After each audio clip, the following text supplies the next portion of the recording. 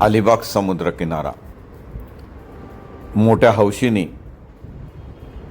पुणे मुंबई संपूर्ण महाराष्ट्रातून पर्यटक अलिबाग समुद्रकिनाऱ्याकडे येत असतात.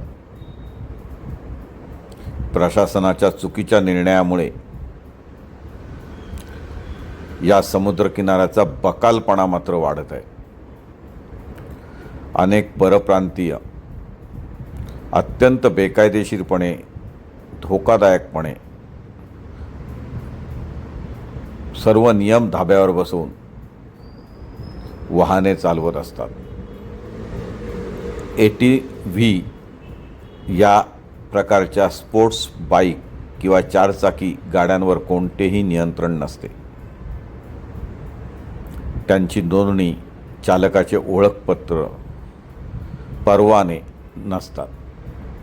घोडा, उंट, घोडागाडीवाले यांनी सुद्धा अतिक्रमण केलेलं आहे. समुद्राची प्रचंड अस्वच्छता ते करतात.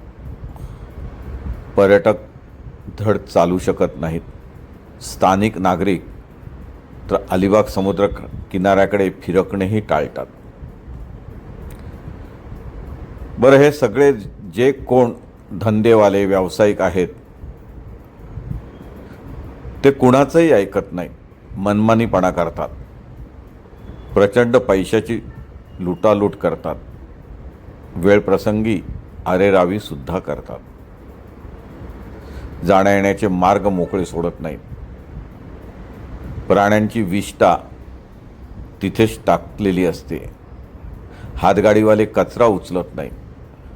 भरती ओहोटीबरोबर हा सर्व कचरा समुद्राच्या पाण्यातच विसर्जित होतो. नगरपालिकेचे इथे कोणतेही कंट्रोल राहत नाही. पोलीस खाते, नगरपालिकेचे सुरक्षा अधिकारी, स्वच्छता अधिकारी, जिल्हा दंडाधिकारी म्हणून आणि पर्यटन समितीचे अध्यक्ष म्हणून कोणतेही रेव्हेन्यू ऑफिसर येथे फिरकत नाहीत. त्यामुळे पार्किंगचा प्रश्न, रहदारीचा प्रश्न, बेकायदेशीर अतिक्रमणांचा प्रश्न, बेकायदेशीरपणे तिकिटे घेऊन लुटमार करण्याचा प्रश्न हा गंभीर बनत चालला आहे. अलिबागचा समुद्र परप्रांतीयाच्या घशातच जणू आपण घालत आहोत. स्थानिक लोकांनी आवाज उठवणे, लोकप्रतिनिधी आणि नगरसेवकांनी सजग होऊन यावर भाष्य करणे, कार्यवाही करणे, दर आठवड्याला मोठ्या प्रमाणात स्वच्छता मोहीम आखणे, समुद्राचा ठराविक भाग मोकळा ठेवणे, खूप मोठ्या नियमनाची गरज आहे. मेरीटाईम बोर्ड, जिल्हाधिकारी कार्यालय, जिल्हा पोलीस अधीक्षक याकडे जाणीवपूर्वक दुर्लक्ष करतायत असा सार्वत्रिक आरोप होत आहे. हे कोणीच गंभीरतेने घेत नाही.